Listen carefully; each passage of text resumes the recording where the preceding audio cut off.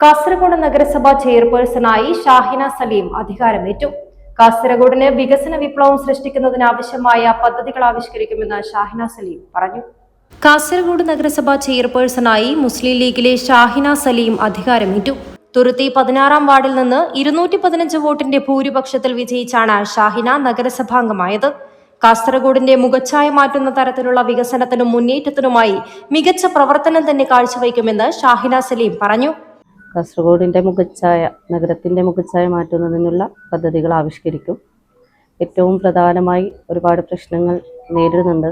ഏറ്റവും വടക്കേ അറ്റത്തെ ഒരു ജില്ല എന്ന നിലയിൽ കാസർഗോഡ് നഗരസഭയിൽ ഒരുപാട് പ്രശ്നങ്ങൾ നേരിടുന്നുണ്ട്. അത് പരിഹരിക്കുന്നതിന് വേണ്ടിയിട്ടുള്ള നടപടികൾ സ്വീകരിക്കും. നമ്മുടെ പുതിയ ബസ് സ്റ്റാൻഡ് ആധുനീകരിക്കുന്നതിന് വേണ്ടിയിട്ടുള്ള സംവിധാനങ്ങൾ ഒരുക്കും. മറ്റുള്ള വികസന പദ്ധതികൾ, മുൻകാല വികസന പദ്ധതികളുടെ ഭാഗമായി തന്നെ ആ വികസന തുടർച്ചയ്ക്ക് വേണ്ടിയിട്ടുള്ള പ്രവർത്തനങ്ങളും നടപടികളും സ്വീകരിക്കും.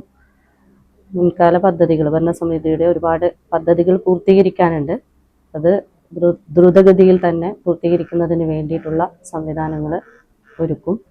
അതേപോലെ തന്നെ ഫിഷ് മാർക്കറ്റ് ആധുനിക സജ്ജീകരണത്തോടുകൂടി നിർമ്മിക്കുന്നതിന് വേണ്ടി സർക്കാർ സംവിധാനവും MLA MP-യുമായി സഹകരിച്ചുകൊണ്ടുള്ള പദ്ധതികൾ തയ്യാറാക്കും.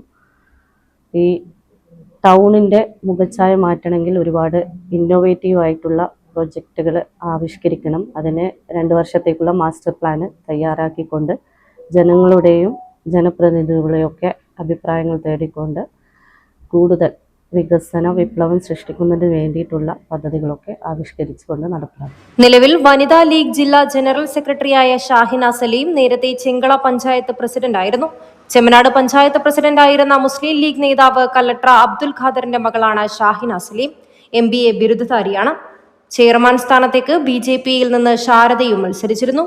News 14 live, Kasaragod.